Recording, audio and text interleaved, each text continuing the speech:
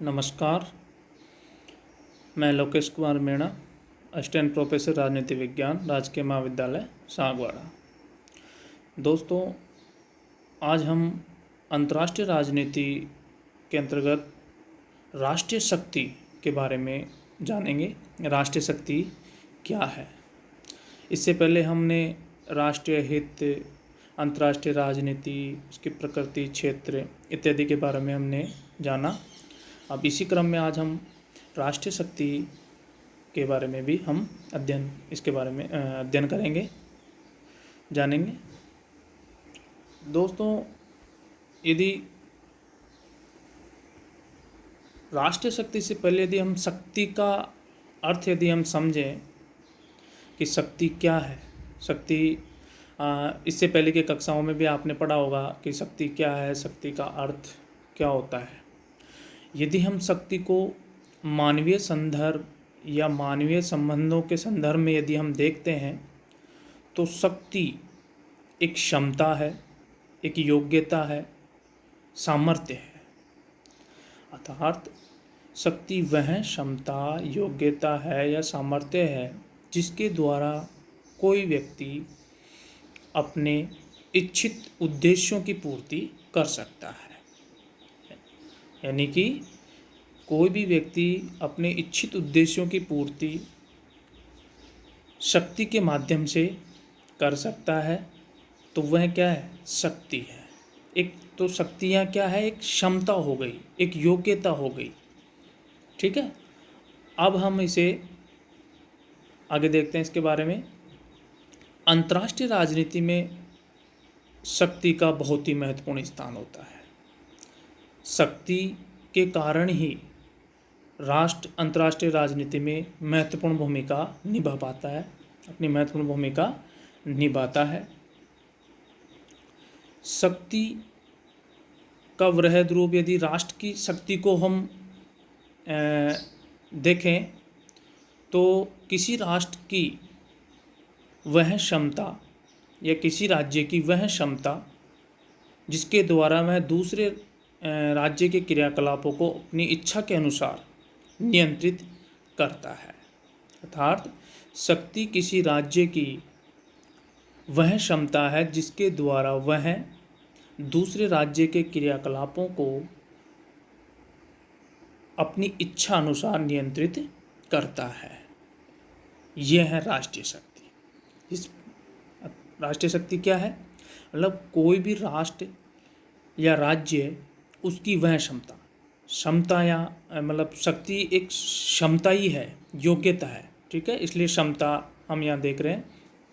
किसी राज्य की वह क्षमता जिसके द्वारा वह दूसरे राज्यों या राष्ट्रों के क्रियाकलापों को अपनी इच्छा अनुसार नियंत्रित करता है। मानवीय संबंधों में या मानवीय संदर्भ में हमने क्या देखा कि शक्ति एक योग्यता है, क्षमता है जिसके द्वारा वह अपने इच्छित, कोई व्यक्ति है, उसके कोई इच्छित उद्देश्य हैं, अब उनकी पूर्ति वह कैसे करेगा, तो वही क्षमता क्या कहलाती है? शक्ति। उसी प्रकार किसी राष्ट्र के कोई निजी या उसके इच्छित साध्य हैं या उद्देश्य हैं या हित हैं, तो उनकी पूर्ति भी वो कैसे करेगा? तो वह शक्ति के माध्यम से। अंतर्राष्ट्रीय राजनीति के बारे में जब हम देख रहे थे तो शुरुआत में हमने जाना था कि जो शक्ति होती है वो अंतर्राष्ट्रीय राजनीति का साधन है। शक्ति जो होती है वो अंतर्राष्ट्रीय राजनीति में क्या भूमिका निभाती है? साधन की भूमिका निभाती है। तो किसी राष्ट्र के राष्ट्रीय जो हित होते हैं उनको पूरा करना है, किसी राष्ट्र के जो इच्छित उद्देश्य हैं उनको पूरा करना है, तो वो किसके माध्यम से होंगे? शक्ति के माध्यम से। और किसी राष्ट्र की ऐसी शक्ति को हम क्या कहेंगे? राष्ट्रीय शक्ति कहेंगे। तो अर्थात किसी राज्य की या राष्ट्र की वह क्षमता जिसके द्वारा वह अपने इच्छित उद्देश्यों या राष्ट्रीय हितों को प्राप्त करता है। और राष्ट्रीय हितों या इच्छित उद्देश्यों की प्राप्ति के लिए शक्ति के द्वारा ही या शक्ति के माध्यम से ही वह अन्य जो राज्य या राष्ट्र होते हैं उनके जो गतिविधियां हैं, उनके क्रियाकलाप हैं, उन चीज़ों को नियंत्रण में कर सकता है। एक शक्ति के माध्यम से ही ऐसा हो सकता है।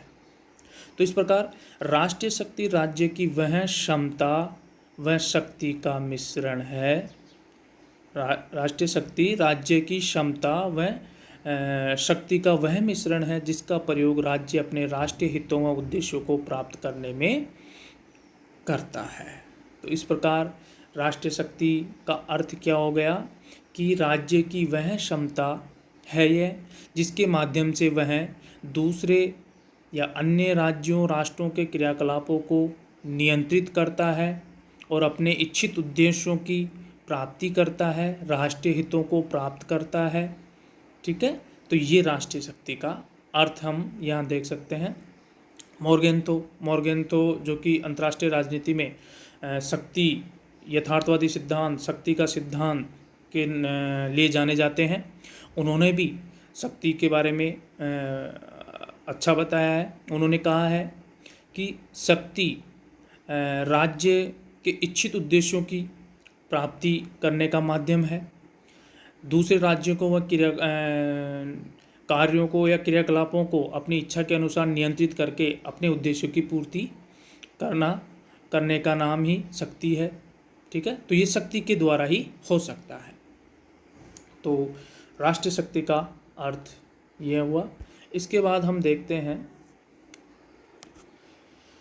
राष्ट्रीय शक्ति की परिभाषा। ये तो अर्थ हो गया, सामान्य अर्थ हो गया। अब राष्ट्रीय शक्ति की परिभाषा, और परिभाषा अनेक विद्वानों ने दी है, तो उनमें से कुछ महत्वपूर्ण है, उनके बारे में हम देख लेते हैं। एक महत्वपूर्ण विद्वान है साथियों ओरगेन्स्की के अनुसार शक्ति क्या है।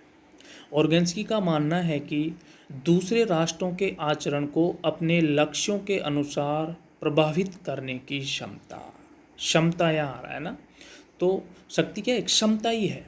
अब वो व्यक्तिगत शक्ति, यदि व्यक्ति के संदर्भ में देखें तो व्यक्ति की शक्ति उसकी क्षमता, उसी प्रकार राष्ट्र की क्षमता तो राष्ट्रीय शक्ति। तो ये हम देखते हैं ओरगेन्स्की का मानना है कि दूसरे राष्ट्रों के आचरण को अपने लक्ष्यों के अनुसार प्रभावित करने की क्षमता है, ये है राष्ट्रीय शक्ति। मतलब दूसरे जो राष्ट्र, अन्य जो राष्ट्र होते हैं, राज्य होते हैं, उनके आचरण को क्रियाकलापों को अपने लक्ष्यों के अनुरूप, अपने लक्ष्यों के अनुसार प्रभावित करने की क्षमता क्या है, राष्ट्रीय शक्ति है। और आगे ओरगेन्स्की ये भी बताते हैं कि यदि कोई राष्ट्र अपने इच्छित लक्ष्यों या जो उद्देश्य हैं उनकी पूर्ति,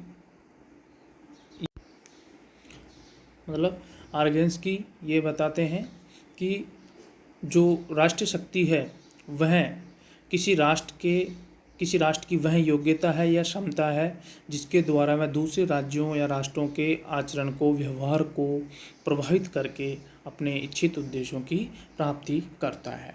यदि कोई राष्ट्र ऐसा नहीं कर सकता है तो वह चाहे कितना ही शक्तिशाली हो, कितना ही बड़ा हो, कितना ही मजबूत हो, उसे हम शक्तिशाली नहीं मान सकते। यह ओरगेन्स्की का मानना है कि कोई भी राष्ट्र यदि अपने इच्छित उद्देश्यों की प्राप्ति के लिए दूसरे राष्ट्रों के आचरण को या व्यवहार को नियंत्रित कर नहीं कर सकता है तो वह शक्तिशाली नहीं है, फिर वो चाहे कितना ही बड़ा हो। आगे हार्टमैन ने भी राष्ट्रीय शक्ति के बारे में बताया है। उनका मानना है कि राष्ट्रीय शक्ति से यह बोध होता है, उनका कहना है कि राष्ट्रीय शक्ति से यह बोध होता है कि कोई राष्ट्र कितना शक्तिशाली अथवा निर्बल है या अपने राष्ट्रीय उद्देश्यों की पूर्ति करने की दृष्टि से उसमें कितनी क्षमता है। वही क्षमता की बात कर रहा है, ये भी हार्टमैन भी क्षमता की बात कर रहे हैं कि मतलब राष्ट्रीय शक्ति से यह बोध होता है कि कोई राष्ट्र कितना शक्तिशाली है या निर्बल है या अपने राष्ट्रीय उद्देश्यों की पूर्ति करने की दृष्टि से उसमें क्षमता कितनी है। यदि क्षमता है, अधिक है, तो वो शक्तिशाली, यदि क्षमता नहीं है तो वह निर्बल, कमज़ोर राष्ट्र माना जाएगा। तो ये हार्टमैन का कहना है। इस प्रकार राष्ट्रीय शक्ति किसी राष्ट्र की वह क्षमता है जिसके आधार पर वह दूसरे राष्ट्र के व्यवहार को अपने अनुसार प्रभावित व नियंत्रित करने की क्षमता रखता है। मतलब राष्ट्रीय शक्ति किसी भी राष्ट्र की वह क्षमता है जिसके आधार पर वह दूसरे राष्ट्रों के व्यवहार को अपने अनुसार प्रभावित व नियंत्रित करने की क्षमता रखता है। तो ये राष्ट्रीय शक्ति की परिभाषा है। आगे हम देखते हैं राष्ट्रीय शक्ति के लक्षण, विशेषताएं। सबसे पहला, राष्ट्रीय शक्ति का जो स्वरूप है वह अस्थायी होता है। राष्ट्रीय शक्ति का जो स्वरूप होता है वह कैसा होता है? अस्थायी होता है, स्थायी नहीं होता, यानी बदलता रहता है। राष्ट्रीय शक्ति का स्वरूप बदलता रहता है समय समय के अनुसार। यहाँ यदि हम देखें कि भारत के बारे में यदि बात करें तो पूर्व काल में पहले भारत का जो राष्ट्रीय शक्ति का जो स्वरूप है वो अलग था, और आज देखिए आज बिल्कुल अलग है। पहले भारत सुरक्षा की दृष्टि से या शक्ति की दृष्टि से अलग उसका स्वरूप था, और आज अलग नए भारत का अलग स्वरूप दिखाई देता है। तो राष्ट्रीय शक्ति का जो लक्षण है पहला, वह है उसका जो स्वरूप है वह बदलता रहता है, यानी राष्ट्रीय शक्ति बढ़ती रहती है। ठीक है। दूसरा, तुलनात्मक है स्वरूप इसका। राष्ट्रीय शक्ति का जो स्वरूप है वह कैसा है? तुलनात्मक है, यानी राष्ट्रीय शक्ति को तुलनात्मक विधि या तुलनात्मक तरीके से इसका अध्ययन या इसको मापा जा सकता है, जिसके आधार पर राष्ट्रों को शक्तिशाली और निर्बल राष्ट्रों की श्रेणी में हम देखते हैं कि कोई किसी राष्ट्र की राष्ट्रीय शक्ति मजबूत है या राष्ट्रीय शक्ति से संपन्न है, अधिक है, तो वह शक्तिशाली, और नहीं है तो वो कमजोर या निर्बल। तो तुलनात्मक स्वरूप होता है इसका। तीसरा, नेक्स्ट, सापेक्षता, यानी राष्ट्रीय शक्ति का जो स्वरूप है या राष्ट्रीय शक्ति जो अवधारणा है वह सापेक्षता की अवधारणा है, न कि निरपेक्षता की। अर्थात यह एक संबंधात्मक अवधारणा है। इसका मतलब यह है कि कोई राष्ट्र किसी राष्ट्र के यदि सैन्य संबंध या सैनिक संबंध जो होते हैं या शक्ति संबंध होते हैं, वह यदि अन्य राष्ट्रों के साथ परिवर्तन होता है, सैन्य संबंधों में या शक्ति संबंधों में यदि परिवर्तन होता है, तो अन्य जो संबंध होते हैं उनमें भी स्वतः ही परिवर्तन होता रहता है। तो यहाँ राष्ट्रीय शक्ति का ये तीसरा लक्षण क्या है? सापेक्षता। नेक्स्ट, राष्ट्रीय हितों की प्राप्ति का साधन है। ठीक है। राष्ट्रीय शक्ति क्या है? कि राष्ट्रीय हितों की प्राप्ति का साधन, अर्थात कोई भी राष्ट्र अपने राष्ट्रीय हितों की पूर्ति यदि करना चाहता है तो उसको शक्तिशाली बनना पड़ेगा, वो शक्तिशाली होना उसका जरूरी है। यह एक चीज़ ध्यान रखने वाली है। यथार्थवादी जो है, यथार्थवादी सिद्धांत या यथार्थवादी जो विचारक हैं उनका मानना है कि शक्ति जो है वह साध्य है, साधन नहीं है। यथार्थवादी शक्ति को क्या मानते हैं? साध्य ही मानते हैं। ठीक है। नेक्स्ट, राष्ट्रीय शक्ति के दो रूप दिखाई पड़ते हैं हमें, वास्तविक और संभावी। ठीक है। तो ये राष्ट्रीय शक्ति के लक्षण, विशेषताएं। नेक्स्ट हम देखते हैं राष्ट्रीय शक्ति के प्रकार। राष्ट्रीय शक्ति के प्रकार, पहला, सैनिक शक्ति। सैन्य शक्ति, सैन्य क्षमता के बल पर दूसरे राष्ट्र के व्यवहार को नियंत्रित करना। पहला जो राष्ट्रीय शक्ति का प्रकार है वह सैनिक शक्ति है, अर्थात सैन्य क्षमता के बल पर दूसरे राष्ट्र के व्यवहार को नियंत्रित करना, ये सैनिक शक्ति होती है। दूसरा, आर्थिक शक्ति, आर्थिक सहायता, ऋण इत्यादि के माध्यम से दूसरे राष्ट्रों के व्यवहार को नियंत्रित किया जाना या नियंत्रित किया जाना आर्थिक शक्ति है। राष्ट्रीय शक्ति का दूसरा प्रकार आर्थिक सहायता या ऋण, अन्य जो दूसरे जो राष्ट्र होते हैं या राज्य हैं उनको आर्थिक प्रलोभन, आर्थिक सहायता, ऋण देकर उनके व्यवहार को नियंत्रित करना आर्थिक शक्ति कहलाता है। यह आर्थिक शक्ति है। तीसरा, राष्ट्रीय शक्ति का तीसरा प्रकार मनोवैज्ञानिक शक्ति। मनोवैज्ञानिक, इसमें वे प्रतीकात्मक यंत्र साधन होते हैं जो लोगों के दिल और भावनाओं से जुड़े होते हैं। ये मनोवैज्ञानिक यानी मनोवैज्ञानिक यानी साइकोलॉजिकल पावर, मनोवैज्ञानिक तरीके से किसी राष्ट्र के लोगों, किसी राष्ट्र के नागरिकों। तो इस प्रकार राष्ट्रीय शक्ति के ये 3 प्रकार होते हैं: सैनिक शक्ति, आर्थिक शक्ति और मनोवैज्ञानिक शक्ति। नेक्स्ट अब हम देखेंगे अंत में राष्ट्रीय शक्ति के तत्व, यानी राष्ट्रीय शक्ति के निर्माण में कौन कौन से तत्व महत्वपूर्ण होते हैं। ठीक है, सबसे पहले राष्ट्रीय शक्ति के निर्माण में जो तत्व होते हैं उनको 2 भागों में हम देख सकते हैं, 2 पार्टों में हम बांट सकते हैं। पहला गैर मानवीय, दूसरा मानवीय। गैर मानवीय तत्व यानी स्थायी तत्व जो स्थायी होते हैं, दूसरा मानवीय जो अस्थायी होते हैं, बदलते रहते हैं। तो यहाँ सबसे पहले हम गैर मानवीय तत्वों के बारे में देखते हैं जो किसी राष्ट्र की राष्ट्रीय शक्ति के निर्माण में भूमिका अदा करते हैं। प्रथम गैर मानवीय तत्व स्थायी, इसमें हम देखते हैं सर्वप्रथम है भौगोलिक कारक यानी भूगोल।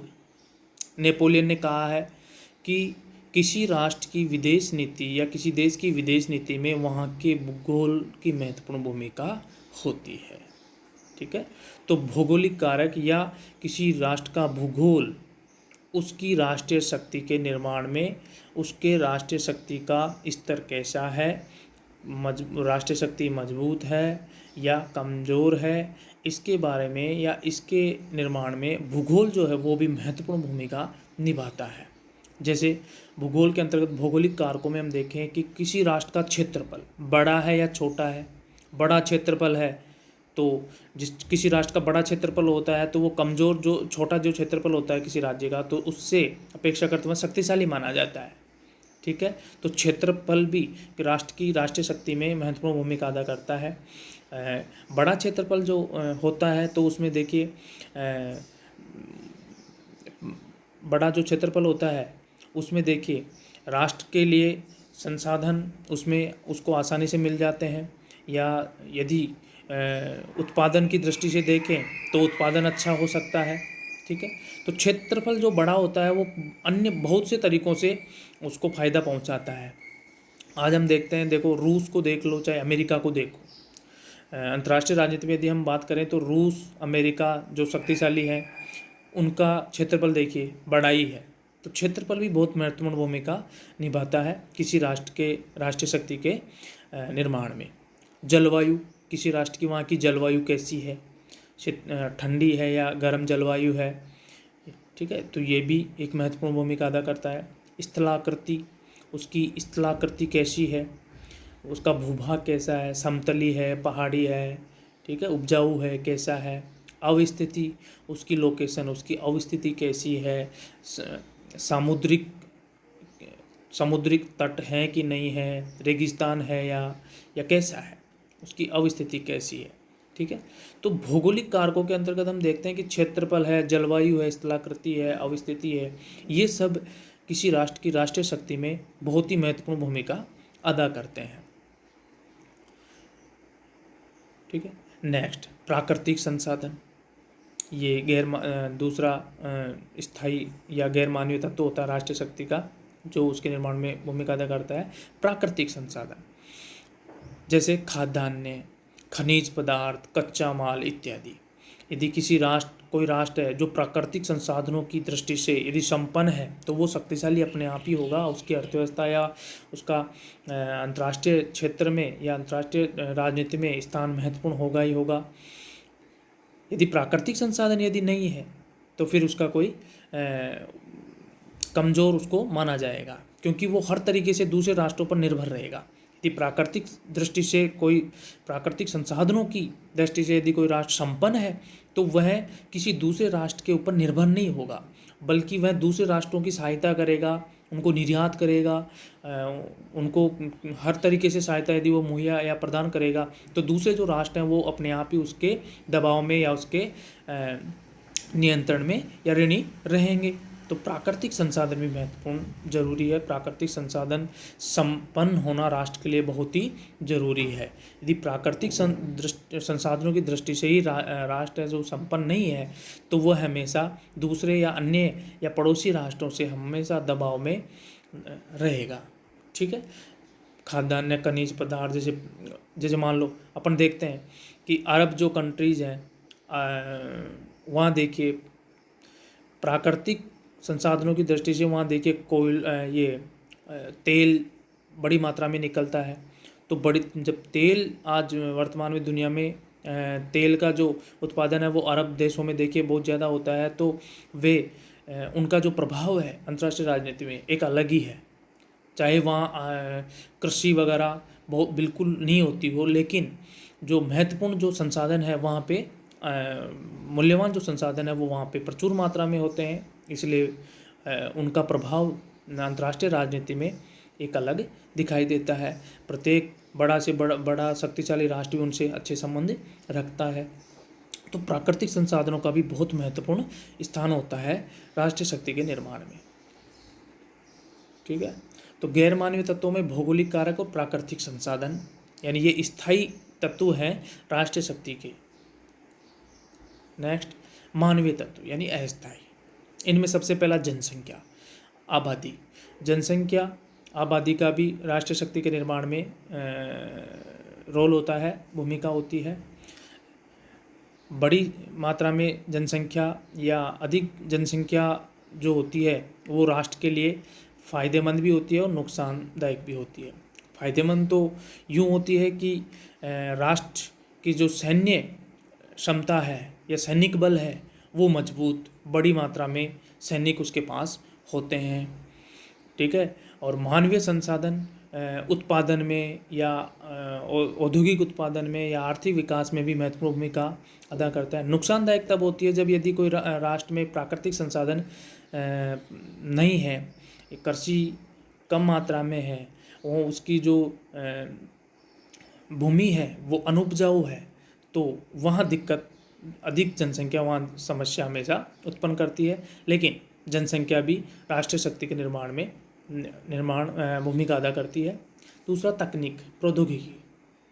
तकनीक का विज्ञान, आज देखिए विज्ञान ने बहुत ही उन्नति कर ली है, और विज्ञान का जो व्यवहारिक यदि हम देखें, व्यवहारिक प्रयोग या व्यवहारिक जीवन में हम देखते हैं तो वो प्रौद्योगिकी के माध्यम से हम विज्ञान को देखते हैं, टेक्नोलॉजी के माध्यम से।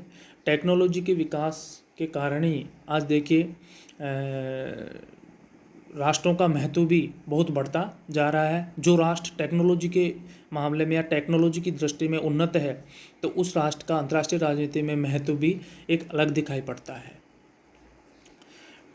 टेक्नोलॉजी ने अंतर्राष्ट्रीय राजनीति को 3 क्षेत्रों को बहुत ही महत्वपूर्ण दृष्टि से या महत्वपूर्ण तरीके से प्रभावित किया है। पहला, सैनिक क्षेत्र में सैनिक प्रौद्योगिकी। दूसरा, आर्थिक प्रौद्योगिकी। और तीसरा, संचार। तो ये 3 जो क्षेत्र हैं, इन क्षेत्रों में टेक्नोलॉजी के विकास ने अंतर्राष्ट्रीय राजनीति को बहुत ही महत्वपूर्ण ढंग से प्रभावित किया है। ठीक है, तो तकनीक की दृष्टि से कोई राष्ट्र यदि उन्नत है तो उसकी राष्ट्रीय शक्ति भी मजबूत मानी जाती है और राष्ट्रीय शक्ति भी अंतर्राष्ट्रीय राजनीति में उसका स्थान अच्छा होता है। विचारधारा का भी महत्वपूर्ण रोल होता है राष्ट्रीय शक्ति में। किसी राष्ट्र की विचारधारा कैसी है, वहाँ के लोगों की विचारधारा कैसी है, ये बहुत ही महत्वपूर्ण रोल अदा करता है। विचारधारा ही होती है जिसके माध्यम से उत्तेजित